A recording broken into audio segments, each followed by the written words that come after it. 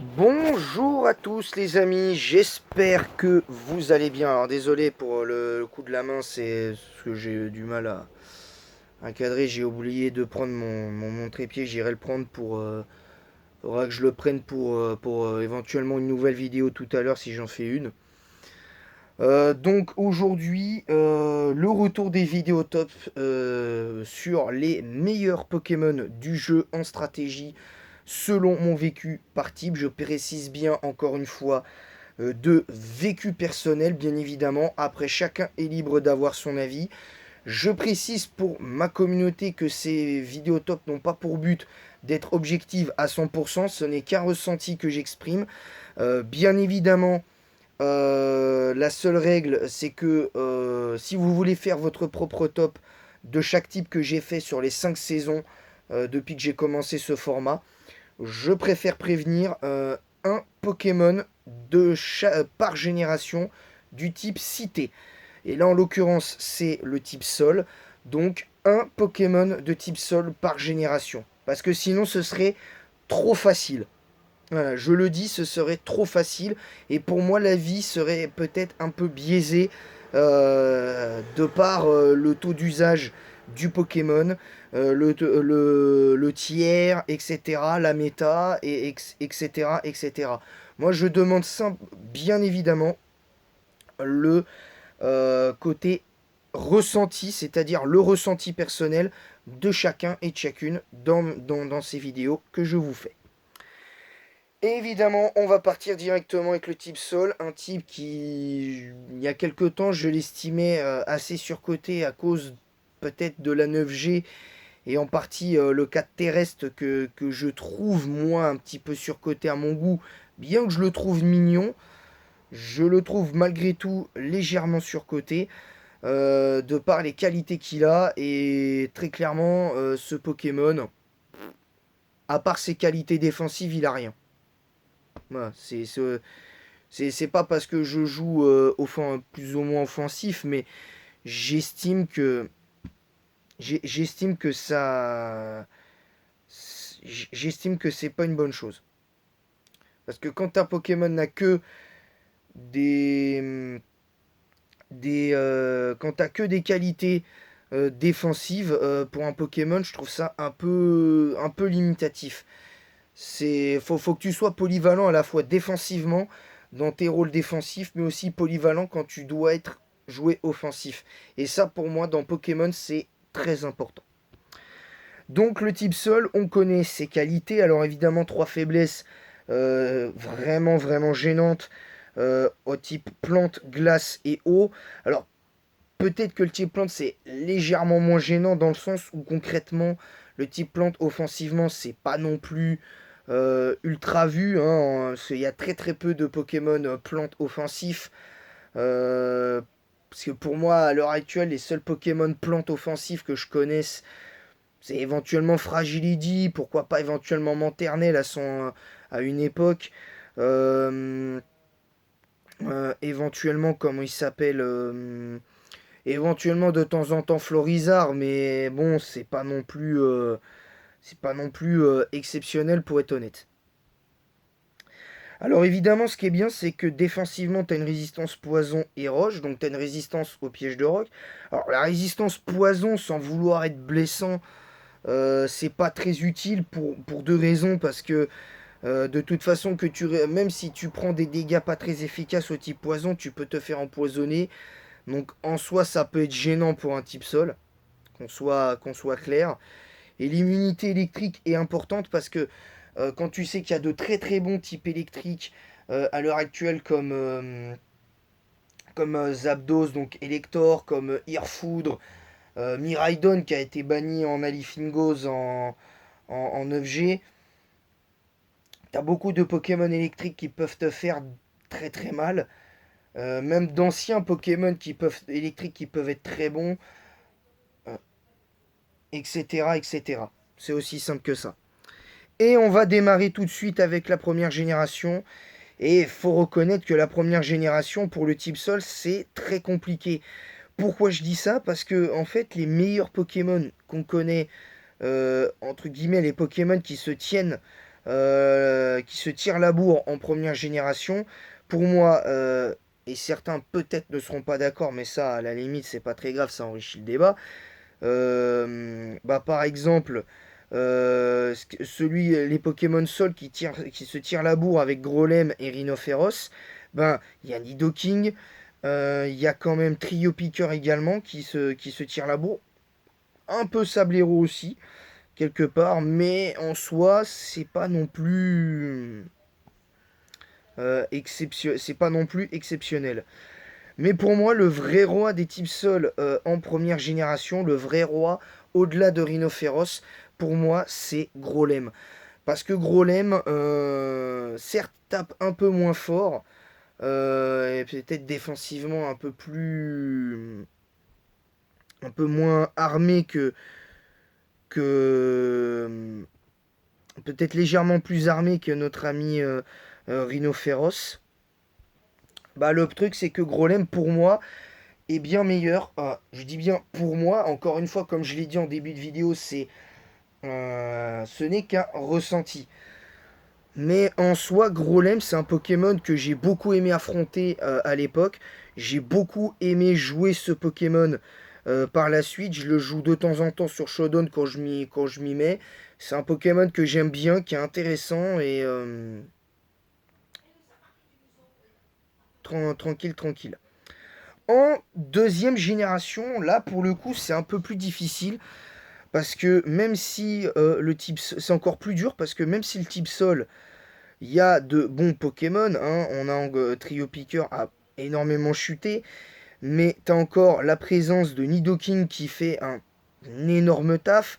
T'as Donphan, Grolem reste fort, mais c'est pas non plus exceptionnel. Rhinophéros est bon pour gérer Ronflex, mais ça s'arrête à peu près là. Et pour moi, le meilleur type sol de la deuxième génération, paradoxalement, c'est Steelix. Parce que je trouve que Steelix a de vraies qualités de par son type acier, clairement. Même si c'est pas le meilleur type acier de la génération, parce que pour moi, le meilleur type acier de la génération, paradoxalement, c'est comment ça s'appelle c'est pas Fortress, mais Hermure. Donc tu vois que quand même, il y a quelque chose, en tout cas dans cette génération-là. Mais tu vois quand même que tu as quelque chose derrière sur un Pokémon comme ça. Et je trouve que bien que au fil des années, j'aurais aimé qu'on améliore un petit peu son attaque au fil des années. Un petit 110 en attaque aurait été pas mal parce que même si tu n'investis pas forcément en attaque, un 110 en attaque pour lui aurait été vraiment bien parce que tu aurais eu, comment dire, une petite option pour le jeu offensif, ce qui aurait été pas mal, selon moi. En troisième génération,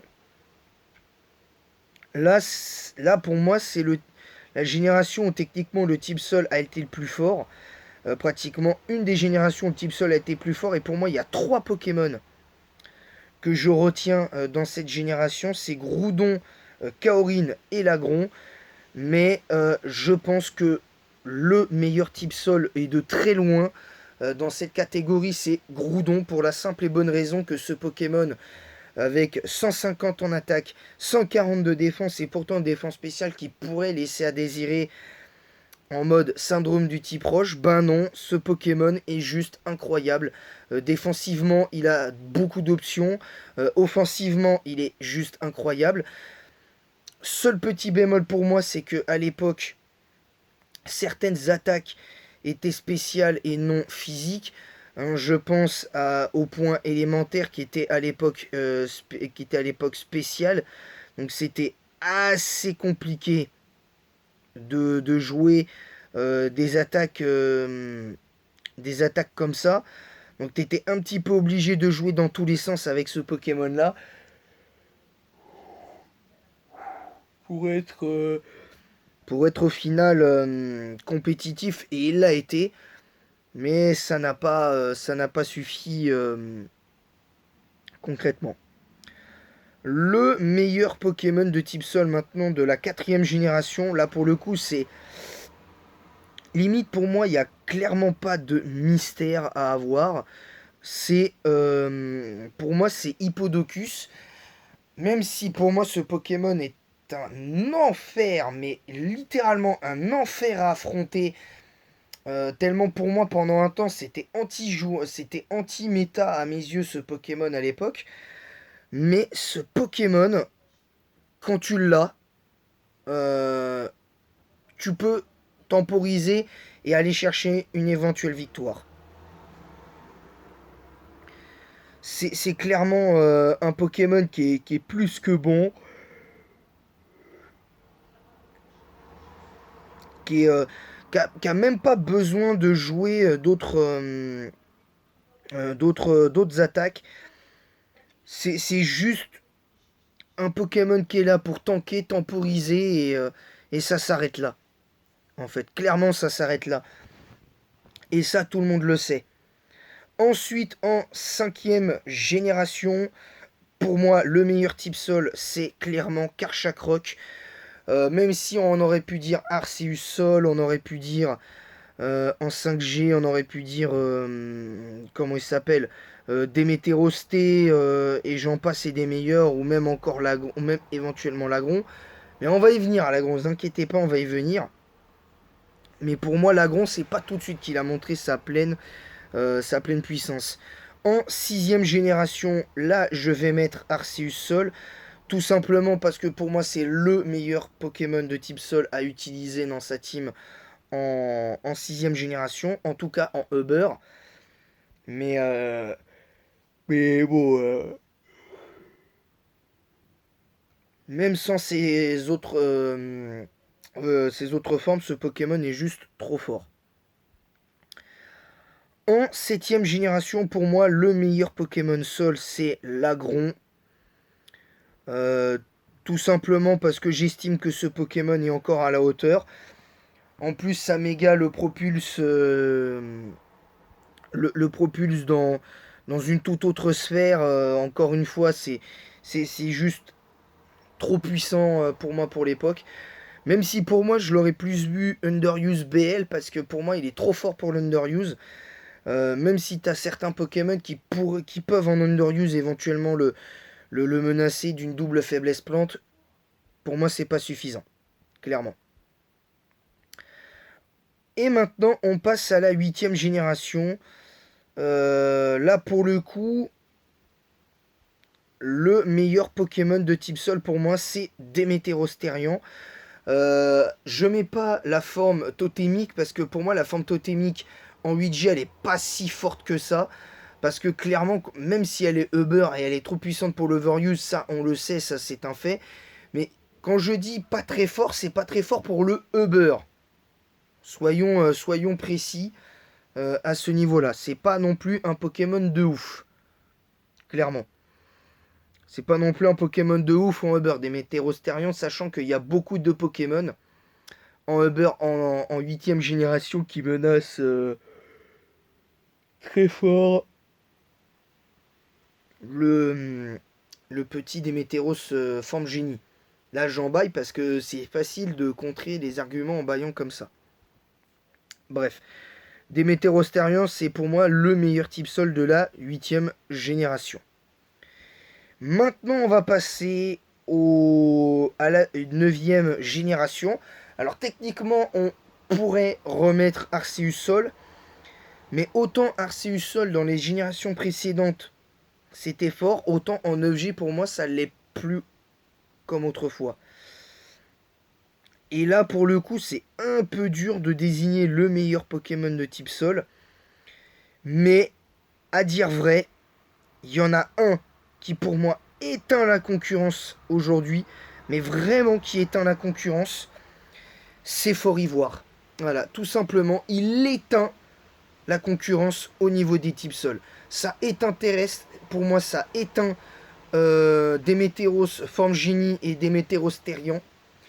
La polyvalence de ce Pokémon, qu'elle soit offensive ou défensive, c'est juste une dinguerie, ce Pokémon. C'est juste une immense dinguerie, ce Pokémon. Clairement. Et là, franchement, bravo Game Freak d'avoir créé enfin une forme qui rend Donphan viable. Parce que paradoxalement, Donphan est viable. Donphan finit par être viable. Et quand tu vois que Donphan en 9G est underuse, un Pokémon de la 2G, underuse en 9G. Non mais... Bon, il est underuse parce qu'il y a fermeté, mais quand tu penses que paradoxalement, la venue de Fort Ivoire a permis à Donphan de redevenir celui qu'il était plus ou moins en 2G, 3G, 4G, où il était utilisable mais sans plus, mais là, Fort Ivoire, merci d'exister. Merci d'exister. Ce qui aurait pu desservir Fort Ivoire pour moi, c'est la forme du futur qui est Roue de Fer, qui pour moi n'est pas qui n'est pas une bonne forme, et j'en baille parce que ça va être facile de contrer vos arguments, parce que même la forme paradoxe de Magnéton est meilleure. Je vous le dis, je vous le dis comme ça. Alors il est overuse actuellement, mais un Roue de Fer, mais c'est pas terrible quoi.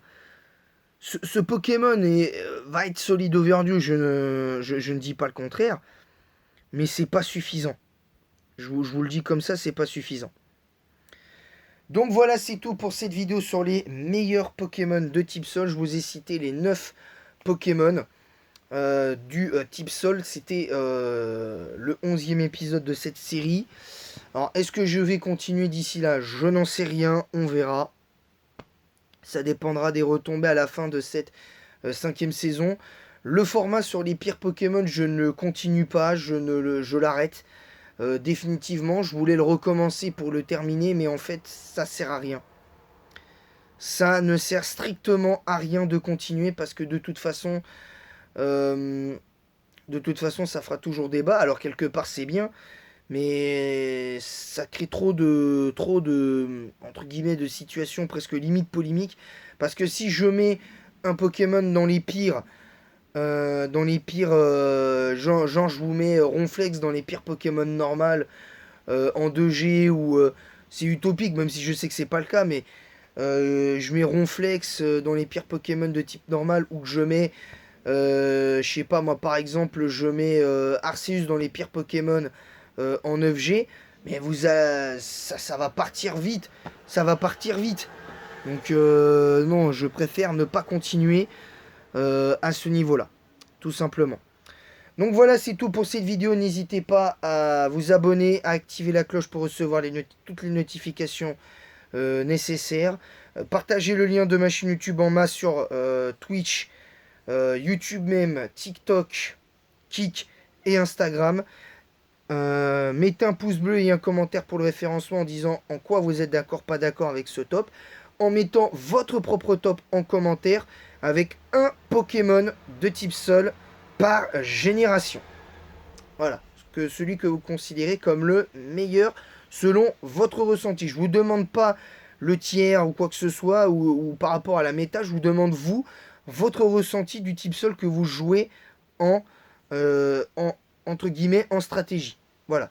Sur ce, je vous laisse, et en attendant la prochaine, je vous dis à bientôt.